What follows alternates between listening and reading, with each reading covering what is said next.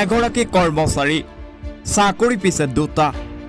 এই আজব ঘটনা এইখন অসমৰে এখন চৰকাৰৰ দুটা চাকৰি কৰি আছে মহিলাগৰাকীয়ে নাম মিতালী তালুকদাৰ যে সময়ত ৰাজ্যৰ নিবনুৱা যুৱক যুৱতীসকলে এটা চৰকাৰী চাকৰিৰ বাবে হাহাকাৰ কৰি ফুৰিছে তেনে সময়ত মিতালী তালুকদাৰে কৰি আছে দুটাকৈ চৰকাৰী চাকৰি শুনি আচৰিত যেন লাগিলেও এইখন অসমতে সংঘটিত হৈছে এই আজব ঘটনা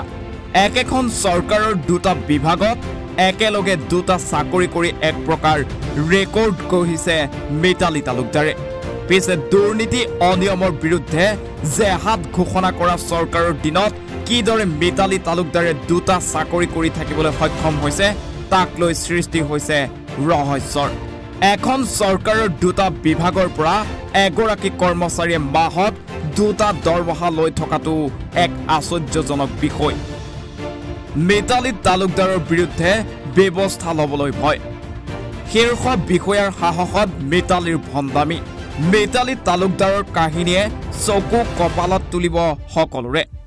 চৰকাৰৰ দুৰ্বলতাৰ সুযোগ গ্ৰহণ কৰি মিতালী তালুকদাৰে কৰা ভণ্ডামিৰ বিৰুদ্ধে তদন্তৰ দাবী উঠিছে আমাৰ হাতত পৰা তথ্য অনুসৰি মিতালী তালুকদাৰ বৰপেটাৰ ৰাজ্যিক শিশু সুৰক্ষা গোটৰ লিগেল কাম প্ৰভিজন অফিচাৰ হিচাপে কৰ্মৰত আনটো চাকৰি কৰে নলবাৰী আইন মহাবিদ্যালয়ৰ সহকাৰী অধ্যাপিকাৰ পদত নিযুক্ত হৈ আছে মিতালী তালুকদাৰ দুটা চাকৰিত নিযুক্ত হৈ থকাৰ বাবে এটা দায়িত্ব ভালদৰে চম্ভালিব নোৱাৰে মিতালীয়ে সেই কৰ্মচাৰীগৰাকীৰ কাৰ্যত অতিষ্ঠ হৈ নলবাৰী আইন মহাবিদ্যালয়ৰ অধ্যক্ষই ৰাজ্য চৰকাৰলৈ পত্ৰ লিখিবলৈ বাধ্য হৈছিল কিন্তু পত্ৰ দিছপুৰলৈ আহিল যদিও মিতালীৰ বিৰুদ্ধে ব্যৱস্থা নহল ব্যুৰো ৰিপৰ্ট এনি ভাৰত 24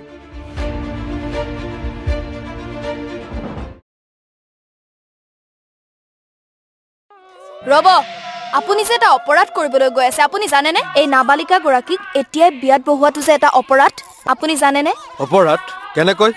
মোৰ ছোৱালী মোৰ কথা তুমি যিয়েই নোকোৱা ভূঞা 18 বছৰৰ তলৰ যিকোনো কন্যা সন্তানৰ বিয়া দিলেই আইনগতভাৱে এক দণ্ডনীয় অপৰাধ বিয়া দিয়াজন যিমান দায়ী বিয়া পতাজনো সমানে দায়ী এতিয়া তাই পঢ়া শুনা কৰাৰ বয়স খেলা ধূলা কৰাৰ বয়স তাই খেলিবলৈ দিয়ক পঢ়িবলৈ দিয়ক আৰু চাব এদিন আপুনি তাইক লৈ গৌৰৱ অনুভৱ কৰিব পাৰিব এতিয়াই তাইক সংসাৰৰ বোজা দি তাইৰ ভৱিষ্যত জীৱনটো অন্ধকাৰ কৰাৰ অধিকাৰ তোমাৰ জানো আছে মোৰ ভুল হৈ গ'ল মাজনী মোক ক্ষমা কৰিবা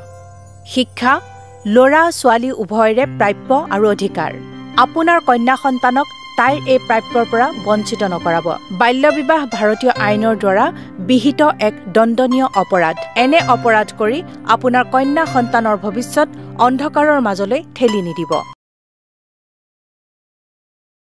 নমস্কাৰ মই অজয় ফুকন আৰু এইখিনিতে সমূহ এনি ভাৰত চেনেলটোৰ যিসকল কৰ্মকৰ্তা আছে সকলোৰে মোৰ ফালৰ পৰা শুভেচ্ছা জ্ঞাপন কৰিছোঁ অসমৰ আচলতে সংবাদ জগতত নতুনকৈ আচলতে এটি আত্মপ্ৰকাশ ঘটিছে আমাৰ নিউজ চেনেল এনি ভাৰত আৰু এনি ভাৰতৰ এটা খুব ধুনীয়া এটা অনুষ্ঠান হ'বলৈ গৈ আছে সকলোৱে জানে আমাৰ সকলোৰে মৰমৰ হাৰ্টথ্ৰব জুবিন গাৰ্গৰ গানে কি আনে আচলতে জুবিনদাৰ সেই গীতৰ আধাৰত আমাৰ হিৰুদাই লিখা সেই গীতটি গানে কি আনে এই গানে কি আনে নামৰ এটি তেওঁলোকে সাংগীতিক ৰিয়েলিটি শ্ব' কৰিবলৈ গৈ আছে আৰু 15 আগষ্টৰ পৰা গোটেই আৰম্ভ হ'ব প্ৰথম অডিশ্যন অসমৰ ধেমাজি জিলাত আৰম্ভ কৰিব গতিকে সমূহ যিসকল প্ৰতিভা আছে যিসকলে গান ভাল পায় যিসকলে তেওঁলোকৰ নিজৰ প্ৰতিভা আচলতে দেখুৱাব বিচাৰে এই ৰিয়েলিটি শ্ব'ত গানে কি আনে এই প্ৰতিযোগিতাত অংশগ্ৰহণ কৰক আৰু খুব ধুনীয়া আপোনালোকে সুবৰ্ণ সুযোগ লাভ কৰিব লগতে ইয়াতে পুৰস্কাৰ আছেই বিভিন্ন ধৰণৰ উপহাৰো আপোনালোকে লাভ কৰিব আৰু লগতে এগৰাকী প্ৰতিষ্ঠিত আচলতে এগৰাকী শিল্পী হিচাপে অসমৰ সাংস্কৃতিক জগত আপোনালোক প্ৰতিষ্ঠা লাভ কৰিব গতিকে গোটেই অনুষ্ঠানটোলৈ মোৰ ফালৰ পৰা শুভকামনা থাকিল আৰু লগতে এই অনুষ্ঠানটোত আপোনালোকে অংশগ্ৰহণ কৰিব আমিও আছো আৰু সকলোকে আমি লগ পাম ধন্যবাদ